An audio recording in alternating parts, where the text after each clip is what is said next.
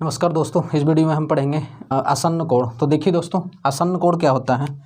आसन्न कोण यानी एडजेसेंट एंगल, दो कोण आसन्न कोण कहलाएंगे। यदि आसन्न कोण क्या होगा, दो कोणों को आसन्न कोण कहेंगे, यानी दो कोण आसन्न कोण होते हैं।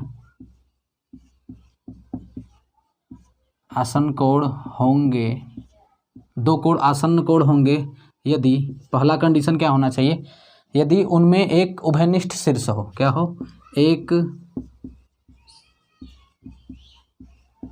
उभयनिष्ठ शीर्ष हो। और दूसरा कंडीशन क्या होना चाहिए, दूसरा कंडीशन होना चाहिए कि एक उभयनिष्ठ भुजा हो, एक उभयनिष्ठ भुजा हो। ध्यान दीजिएगा दोस्तों, आसन्न कोण, मान लीजिए हम यहाँ पर आपको बना करके दिखाते हैं। जैसे ये देखिएगा, यहाँ पर एक कोण ये है और दूसरा कोण ये है। मैं यहाँ पर नाम देता हूँ PQR, इसका नाम दे देता हूँ O।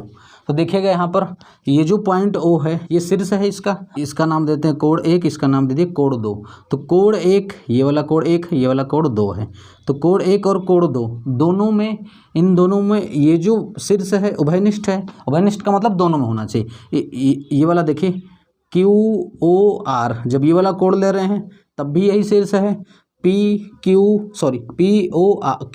जब ये वाला एंगल ले रहे हैं, कोण ले रहे हैं, तब भी यही शीर्ष है। इसका मतलब ये शीर्ष दोनों में उभयनिष्ठ है। तो यहाँ पर ये शीर्ष दोनों में, दोनों इस वाले कोण में भी इस वाले कोण में, दोनों में कॉमन है। और भुजा OQ भी इस वाले कोण और इस वाले कोण दोनों में उभयनिष्ठ है। दोनों में क्या है, उभयनिष्ठ है। तो इन दोनों कोण को क्या बोलेंगे, इन दोनों कोण को हम बोलेंगे आसन्न कोण। क्या बोलेंगे, आसन्न कोण। ध्यान दीजिएगा, मैं यहाँ पर एक और बना करके दिखाता हूँ। ये देखिए, मान लीजिए है इस प्रकार से है, इसका नाम दे देते हैं PQR, इसका नाम मान लीजिए दे दिए, हम इसका कुछ भी दे सकते हैं, मान लीजिए M दे दिए हैं, MPQR। यहाँ पर देखिए एक कोण इधर बन रहा है और ये क्या है, एक कोण इधर बन रहा है। यहाँ पर भी दो कोण बन रहा है और यहाँ पर देखिए ये जो है ये शीर्ष है, ये शीर्ष है। इन दोनों कोण में ये शीर्ष उभयनिष्ठ शीर्ष है, यानी कि कॉमन है, दोनों में है। और ये भुजा MP भी दोनों कोण में है, भुजा MP दोनों कोण में है। इसका मतलब कि एक उभयनिष्ठ शीर्ष है इसमें भी और एक उभयनिष्ठ भुजा, ये वाली भुजा उभयनिष्ठ भुजा है। तो इन दोनों कोण को, ये वाला कोण और ये वाला कोण, इन दोनों कोण को आसन्न कोण कहते हैं।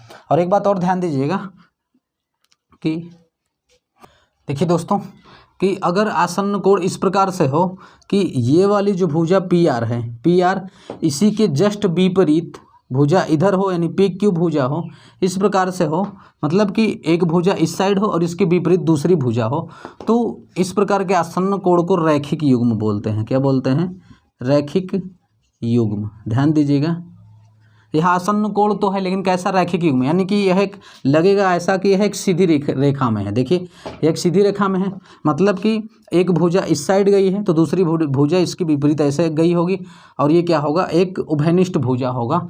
तो इस प्रकार का जो आसन्न कोण होगा इसको रैखिक युग्म बोलेंगे।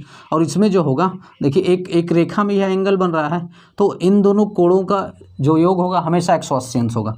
मान लीजिए इसका नाम 1, इसका नाम 2 है, तो कोण 1 प्लस कोण 2 बराबर होगा 180 अंश। क्या होगा, 180 अंश। तो रैखिक युग्म हमेशा 180 अंश का होता है। तो आसन्न कोण, उम्मीद है कि आपको समझ में आया होगा। एक बार मैं फिर से बताना चाहूँगा कि आसन्न कोण क्या होगा, जिसमें एक उभयनिष्ठ शीर्ष हो और एक उभयनिष्ठ भुजा हो, आसन्न कोण कहलाता है। यहाँ पर मैं एक और आपको बना करके दिखा देता हूँ।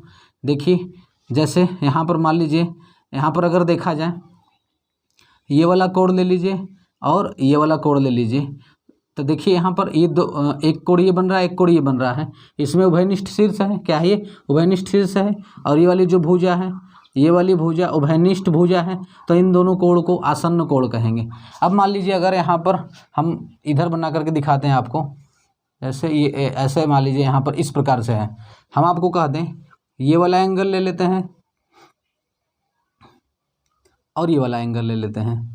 ये दो एंगल ले लिए, अब ये दो एंगल ले लिए तो यहाँ पर देखिए कि ये जो भुजा है, ये जो शीर्ष है यह शीर्ष उभयनिष्ठ है, और ये वाली भुजा जो है इस वाले एंगल में भी आ रहा है और इस वाले एंगल में भी आ रहा है, तो इन दोनों कोण को आसन्न कोण कहेंगे। मेरे प्यारे दोस्तों, मुझे उम्मीद है कि आज की वीडियो आपको पसंद आई होगी और समझ में आया होगा। यदि आज की वीडियो आपको पसंद आई है तो आप अपने संगी दोस्त मित्र पर सबके यहाँ शेयर करें। यदि आप इस चैनल पर नए हैं तो इस चैनल को सब्सक्राइब करें। आज के लिए इतना ही रखते हैं। जय हिंद।